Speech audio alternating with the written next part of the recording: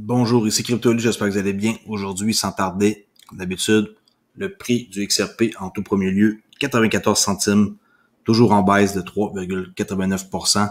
Le seul gagnant ici que je peux voir dans le sommaire des marchés, BCD, 24,94%.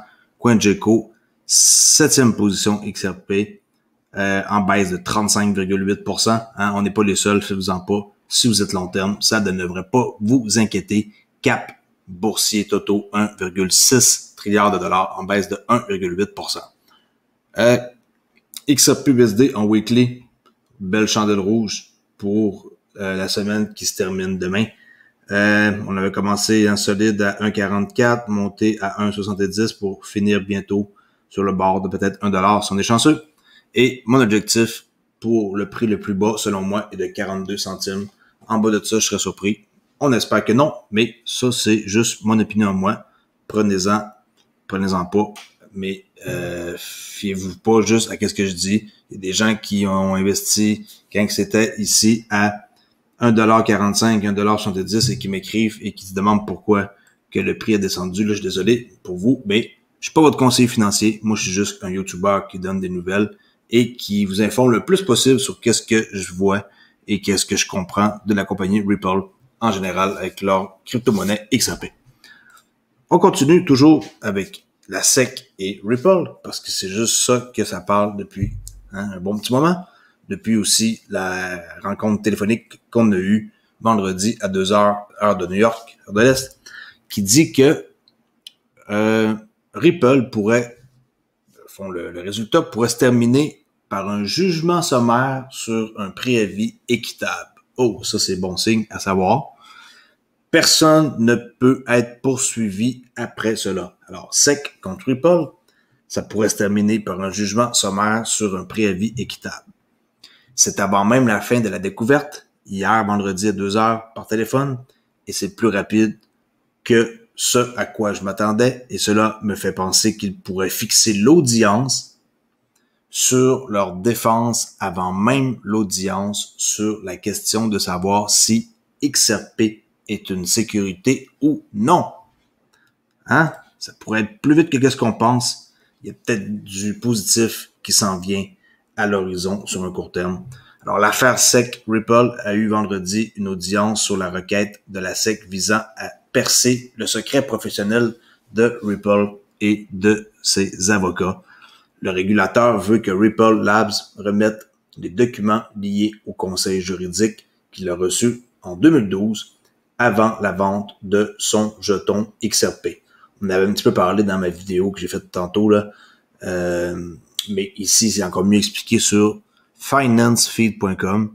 Si l'entreprise était également tenue d'être enregistrée auprès de la SEC. Alors, en 2012, je répète, le régulateur veut que Ripple Labs remette les documents liés au conseil juridique qu'il a reçu en 2012 avant la vente de son jeton XRP, si l'entreprise était légalement tenue d'être enregistrée auprès de la SEC.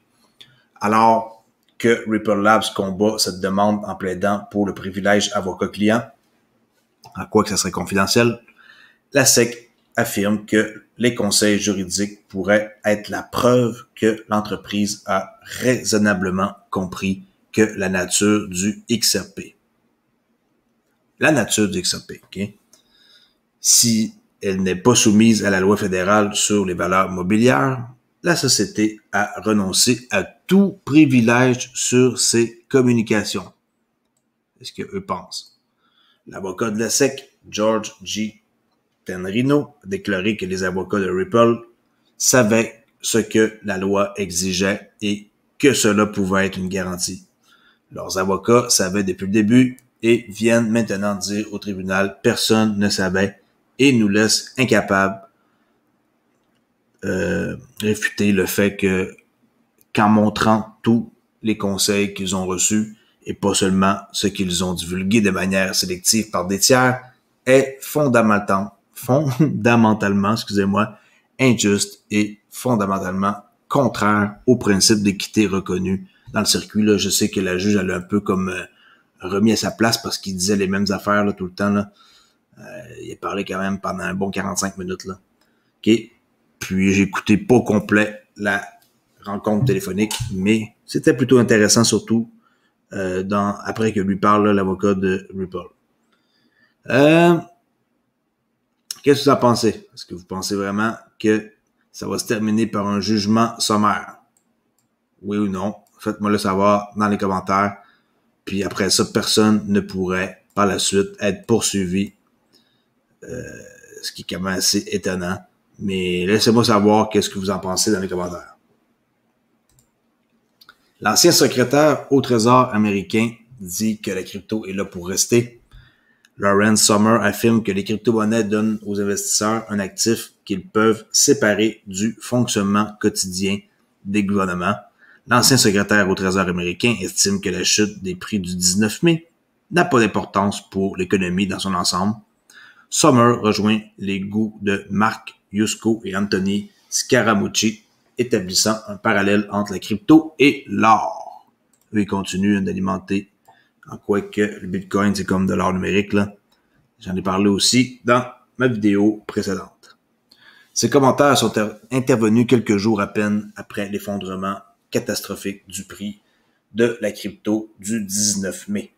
L'événement attribué à un certain nombre de causes profondes, notamment l'interdiction par la Chine des services de crypto-monnaie, les tweets de notre fameux Elon Musk qu'on aime tant et qu'en même temps on déteste, a vu une chute du prix de nombreux des meilleurs jetons du monde. Tout le monde y a goûté et c'est tout doucement en train d'essayer de remonter, mais vraiment avec beaucoup de difficultés. On peut voir sur la heatmap que j'ai pas été voir depuis quelques jours que Bitcoin est à plus 0, là, est stable.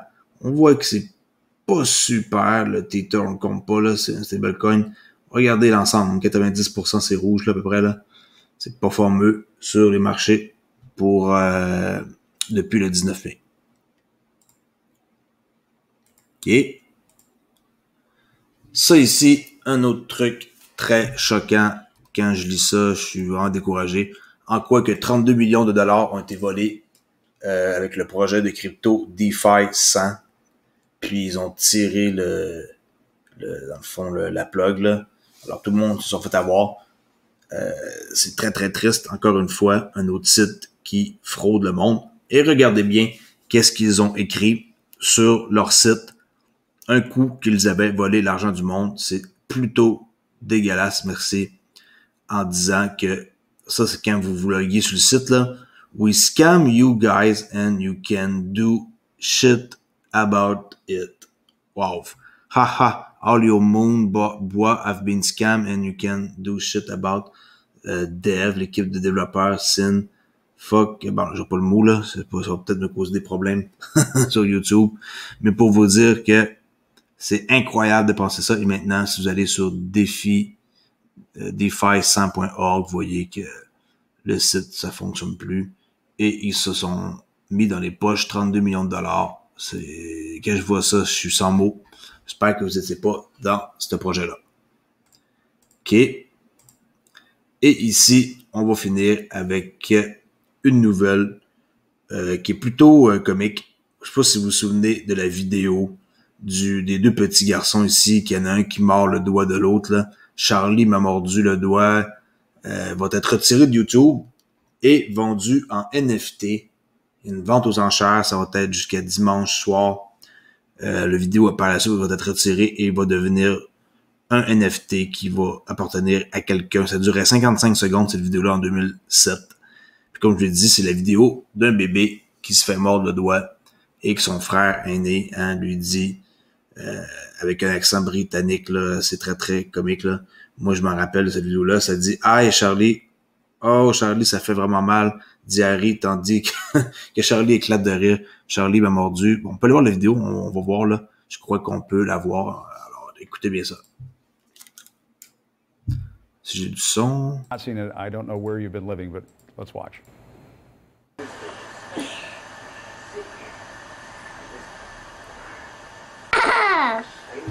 Oh, ouch! Ouch! Ouch, Charlie! Ow! Charlie! That really hurt! The laughing baby is the best part of that, isn't Alors ça va être retiré de YouTube. Je l'ai vu quelque chose comme 800-900 millions de vues. Là, je sais pas, j'ai lu ça quelque part dans l'article. Puis bon, écoutez, apparemment n'importe quoi peut être mis en NFT maintenant. C'est plutôt assez spécial. Puis il y a hâte de voir quel prix ça va se vendre et qui va l'acheter. Et on se souvient ici que le truc de Disaster Girl, la petite fille qui a été prise en photo par son père, souriant derrière une maison qui brûle, a été vendue le mois dernier pour 180 Ethereum, ma parole, 425 000 $ que quelqu'un a acheté ça. C'est incroyable. En tout cas, dites-moi qu'est-ce que vous en pensez. La vidéo des petits garçons qu'on a vus, ça a été vu 883 millions de 883 millions de vues, là, quand même, c'est pas mal pour juste une petite vidéo simple de même, là. Que voulez-vous, Internet, c'est toujours avec plein de surprises. Mais la plus grande surprise que vous devriez être fiers, c'est d'être dans la gang des gens qui possèdent du XRP plus tard. Vous allez être plus que content. Alors, sur ça, je vous dis à très bientôt. Crypto Ali ici, le seul et unique Québécois qui fait des vidéos à tous les jours. Et je vous dis à la prochaine. Ayez confiance, gardez vos cryptos bien au froid sur votre clé Ledger, Edipal, Decent, whatever. Mais soyez-en sûrs, ne laissez pas ça sur des sites d'échange au cas où qu'il y ait de quoi. Et faites attention dans quel DeFi que vous investissez. On ne sait jamais, c'est plutôt risqué parce que les gains sont importants. Merci, au revoir.